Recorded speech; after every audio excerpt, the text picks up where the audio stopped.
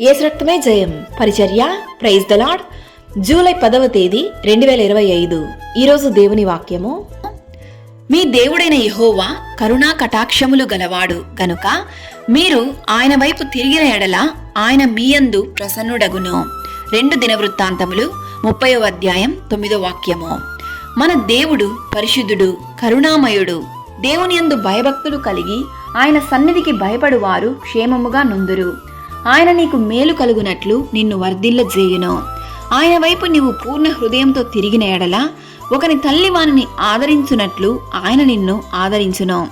నేను చాలా పాపపు జీవితాన్ని జీవిస్తున్నాను, చెడు అలవాట్లకు బానిసయ్యాను, అన్యాయపు మార్గంలో నడుస్తున్నాను అని నీలో నువ్వు కృంగిపోతున్నావా? దేవుడు నన్ను క్షమించి నా పట్ల కరుణ కలిగి ఉంటాడా అని దిగులు చెందుతున్నావా?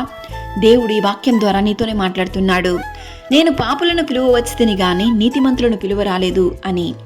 నీలో ఉన్న ప్రతి పాపాన్ని దేవుడు క్షమించి నీలో ఉన్నటువంటి అంధకార చీకటి దురాత్మ శక్తుల నుండి ఆయన ఇదినాన నీకు గొప్ప విడుదలను దయచేయను.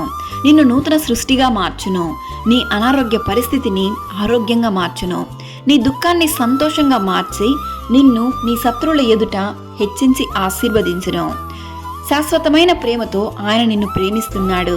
అలసి ఉన్న వారి ఆశను తృప్తిపరిచే దేవుడు నీ పక్షంగా ఉన్నాడు. కావున నీవు బట్టి కృంగిపోకుము. ఆయన వైపు తిరిగి ఆయన మీకు అనుగ్రహించు ప్రసన్నతను ఆశీర్వాదమును పొందుకొనుము. దేవుడు నిన్ను ఆశీర్వదించి దీవించును గాక. ఆమేన్. God bless you.